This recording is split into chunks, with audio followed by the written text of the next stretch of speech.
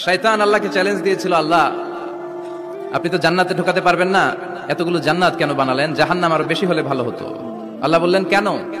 শয়তান বলে, আল্লাহ এই সবগুলার আমি ওয়াসওয়াসা দিয়ে মুনাফিক বানিয়ে নাস্তিক বানিয়ে জাহান্নামে ঢুকাবো। আমি চ্যালেঞ্জ দিলাম, ডান দিক থেকে ধোকা দেবো, বা থেকে, সামনে থেকে, পেছন থেকে, নিচ থেকে, রগের শিরা উপশিরায় ঢুকে, মাজরার দাম যেখান দিয়ে রক্ত চলাচল করে ওখানে ঢুকেও আমি ধোকা দেবো। আপনি জান্নাতে ঢুকাবেন কেমনে? আল্লাহ বললেন তুমি আমারে চ্যালেঞ্জ দাও, এত বড় সাহস? আমি তো সব রাজার বড় রাজা, মহারাজা। চিৎকার করে বলেন ঠিক কিনা?